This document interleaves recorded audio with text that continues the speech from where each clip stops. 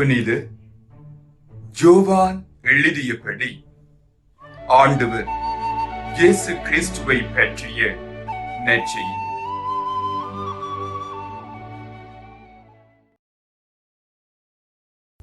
அதிகாரம் 10. ஆட்டுக்கொட்டில் பற்றிய உவமை. நான் உறுதியாக உங்களுக்கு சொல்கிறேன், ஆட்டுக்கொட்டிலில் வாயில் வழியாக நுழையாமல் வேறு வழியாக ஏறி குதிப்போர் திருடர் அல்லது கொள்ளையராயிருப்பர். வாயில் வழியாக நுழைபவர் ஆடுகளின் ஆயர். அவருக்கே காவலர் வாயிலை திறந்து விடுகிறார். ஆடுகளும் அவரது குரலுக்கு செவிசாய்க்கும். அவர் தம்முடைய சொந்த ஆடுகளை பெயர் சொல்லி கூப்பிட்டு வெளியே கூட்டிச் செல்வார். தம்முடைய சொந்த ஆடுகள் அனைத்தையும் வெளியே ஓட்டி வந்த பின் அவர் அவற்றிற்கு முன் செல்வார். ஆடுகளும் அவரை பின்தொடரும். ஏனெனில் அவரது குரல் அவற்றுக்கு தெரியும். அறியாத ஒருவரை அவை பின்தொடரா. அவரை விட்டு அவை ஓடிப்போகும். ஏனெனில் அவரது குரல் அவற்றுக்கு தெரியாது. இயேசு அவர்களிடம் உவமையாக இவ்வாறு சொன்னார். ஆனால் ஆண்டவர் இயேசு சொன்னதை அவர்கள் புரிந்து கொள்ளவில்லை. இயேசுவே நல்ல ஆயர். மீண்டும் ஆண்டவர் இயேசு கூறியது, உறுதியாக உங்களுக்கு சொல்கிறேன், ஆடுகளுக்கு வாயில் நானே. எனக்கு முன்பு வந்தவர் அனைவரும் திருடரும் கொள்ளையருமே. அவர்களுக்கு ஆடுகள் செவிசாய்க்கவில்லை. நானே வாயில். என் வழியாக நுழைவோருக்கு ஆபத்து இல்லை. அவர்கள் உள்ளே போவர், வெளியே வருவர், மேய்ச்சல் நிலத்தை கண்டு கொள்வர். திருடுவதற்கும் கொல்வதற்கும் அழிப்பதற்கும் அன்றி திருடர் வேறெதற்கும் வருவதில்லை.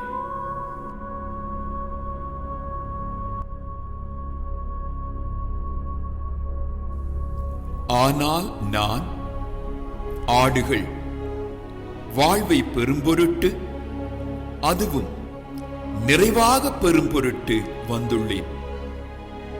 நல்ல ஆயன் நானே. நல்ல ஆயர் ஆடுகளுக்காக தம் உயிரை கொடுப்பார். கூலிக்கு மேய்ப்பவர் ஓநாய் வருவதைக் கண்டு ஆடுகளை விட்டுவிட்டு ஓடிப்போவார். ஏனெனில் அவர் ஆயரும் அல்ல, ஆடுகள் அவருக்கு சொந்தமும் அல்ல. ஓநாய் ஆடுகளை பற்றி இழுத்துக் கொண்டு போய் மந்தையை சிதறடிக்கும். கூலிக்கு மேய்ப்பவருக்கு ஆடுகளை பற்றி கவலை இல்லை. நல்ல ஆயன் நானே. தந்தை என்னை அறிந்திருக்கிறார், நானும் தந்தையை அறிந்திருக்கின்றேன். அதுபோல நானும் என் ஆடுகளை அறிந்திருக்கின்றேன், என் ஆடுகளும் என்னை அறிந்திருக்கின்றன. அவைகளுக்காக எனது உயிரை கொடுக்கிறேன். இக்கொட்டிலைச் சேரா வேறு ஆடுகளும் எனக்கு உள்ளன. நான் அவற்றை நடத்திச் செல்ல வேண்டும். அவையும் எனது குரலுக்கு செவிசாய்க்கும். அப்போது ஒரே மந்தையும் ஒரே ஆயரும் என்னும் நிலை ஏற்படும். தந்தை என் மீது அன்பு செலுத்துகின்றார், ஏனெனில் நான் என் உயிரை கொடுக்கிறேன். அதை மீண்டும் பெற்றுக்கொள்ளவே கொடுக்கிறேன். என் உயிரை என்னிடமிருந்து யாரும் பறித்துக் கொள்வதில்லை. நானாகவே அதை கொடுக்கின்றேன். உயிரை கொடுக்கவும் எனக்கு அதிகாரம் உண்டு. அதை மீண்டும் பெற்றுக் கொள்ளவும் அதிகாரம் உண்டு. என் தந்தையின் கட்டளைப்படியே நான் இப்படி செய்கின்றேன். இவ்வாறு ஆண்டவர் இயேசு சொன்னதால் யூதர்களிடையே மீண்டும் பிளவு ஏற்பட்டது. அவர்களுள் பலர், அவனுக்கு பேய் பிடித்து விட்டது, பித்து பிடித்து அலைகிறான், ஏன் அவன் பேச்சை கேட்கிறீர்கள் என்று பேசிக் கொண்டனர். ஆனால் மற்றவர்கள், பேய் பிடித்தவனுடைய பேச்சு இப்படியாயிருக்கும், பார்வையற்றோருக்கு பேயால் பார்வை அளிக்க இயலுமா என்று கேட்டார்கள். கோவில் அர்ப்பண விழா. யூதர்கள் இயேசுவை ஏற்க மறுத்தல். எருசலேமில் கோவில் அர்ப்பண விழா நடந்து கொண்டிருந்தது. அப்போது குளிர்காலம். கோவிலின் சாலமோன் மண்டபத்தில் ஆண்டவர் இயேசு நடந்து கொண்டிருந்தார். யூதர்கள் அவரை சூழ்ந்து கொண்டு, இன்னும் எவ்வளவு காலம் நாங்கள் காத்திருக்க வேண்டும்? நீர் மெசியாவானால் அதை எங்களிடம் வெளிப்படையாக சொல்லிவிடும் என்று கேட்டார்கள். ஆண்டவர் இயேசு மறுமொழியாக, நான் உங்களிடம் சொன்னேன், நீங்கள் தான் நம்பவில்லை. என் தந்தையின் பெயரால் நான் செய்யும் செயல்களே எனக்கு சான்றாக அமைகின்றன. ஆனால் நீங்கள் நம்பாமல் இருக்கின்றீர்கள். ஏனெனில் நீங்கள் என் மந்தையை சேர்ந்தவர்கள் அல்ல. என் ஆடுகள் எனது குரலுக்கு செவிசாய்க்கின்றன. எனக்கும் அவற்றை தெரியும், அவையும் என்னை பின்தொடர்கின்றன. நான் அவற்றிற்கு நிலை வாழ்வை அளிக்கிறேன். அவை என்றுமே அழியா. அவற்றை எனது கையிலிருந்து யாரும் பறித்துக் கொள்ள மாட்டார். அவற்றை எனக்கு அளித்த என் தந்தை அனைவரையும் விட பெரியவர். அவற்றை என் தந்தையின் கையிலிருந்து யாரும் பறித்துக் கொள்ள இயலாது. நானும் தந்தையும் ஒன்றாயிருக்கின்றோம் என்றார்.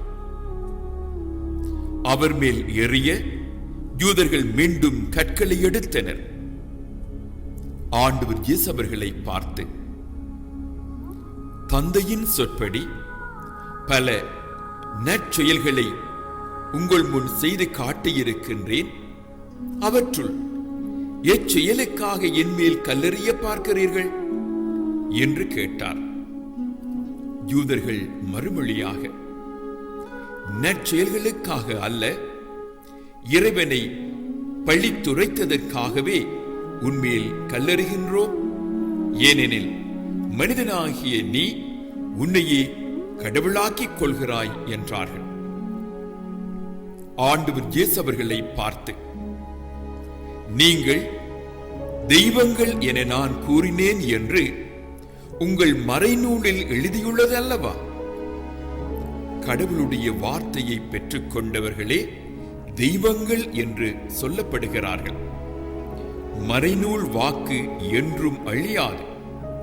அப்படியானால் தந்தையால் அர்ப்பணிக்கப்பட்டு அவரால் உலகுக்கு அனுப்பப்பட்ட நான் என்னை இறை மகன் என்று சொல்லிக் கொண்டதற்காகவா இறைவனை பழித்துரைக்கிறாய் என நீங்கள் எப்படி சொல்லலாம்? நான் என் தந்தைக்குரிய செயல்களை செய்யவில்லை என்றால் நீங்கள் என்னை நம்ப வேண்டாம். ஆனால் நான் அவற்றை செய்தால் என்னை நம்பாவிடினும் என் செயல்களையாவது நம்புங்கள். அதன் மூலம் தந்தை என்னுள்ளும் நான் அவருள்ளும் இருப்பதை அறிந்துணர்வீர்கள் என்றார். இதை கேட்டு அவர்கள் அவரை மீண்டும் பிடிக்க முயன்றார்கள். ஆனால் ஆண்டவர் இயேசு அவர்கள் கையில் அகப்படாமல் அங்கிருந்து சென்றார்.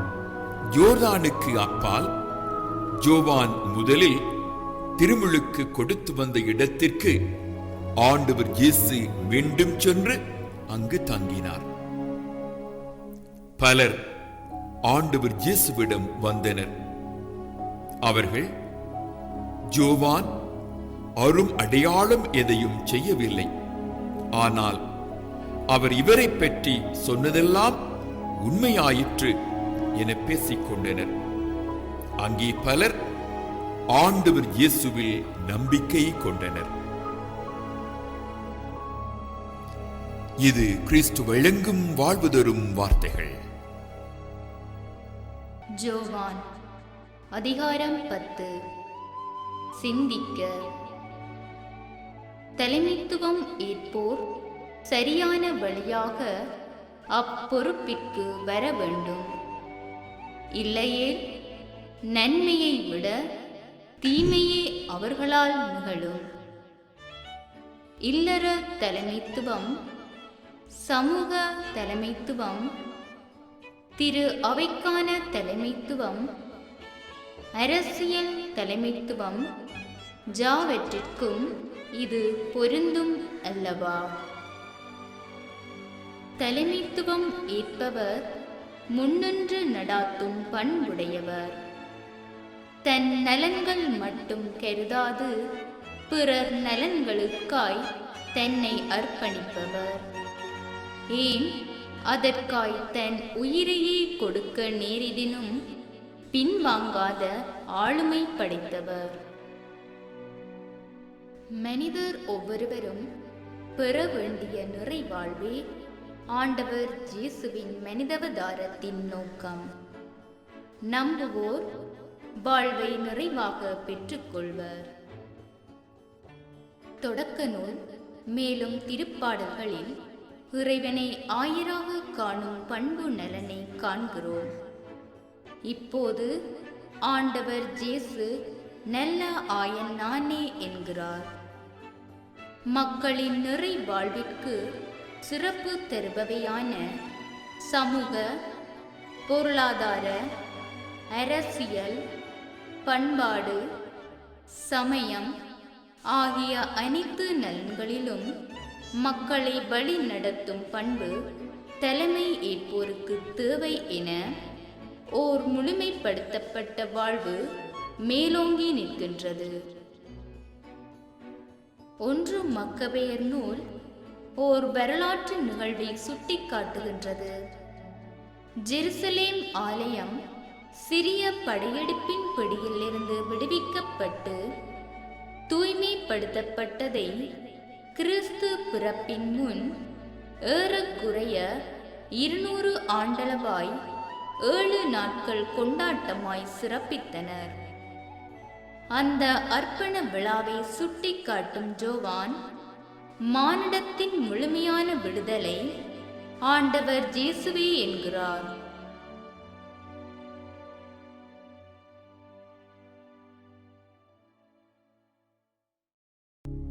அன்புக்குரியவர்களே, இவ்வாறும் யோவான் நற்செய்தி 10வது அதிகாரத்தோடு உங்களை சந்தித்தேன். அடுத்த வாரம் யோவான் நற்செய்தி 11வது அதிகாரத்தோடு உங்களை சந்திக்கின்றேன். ஆண்டவர் இயேசு நமக்கு நல்கிய நிறை வாழ்வு உங்கள் யாவருக்கும் உரித்தாகட்டும். நன்றி, வணக்கம்.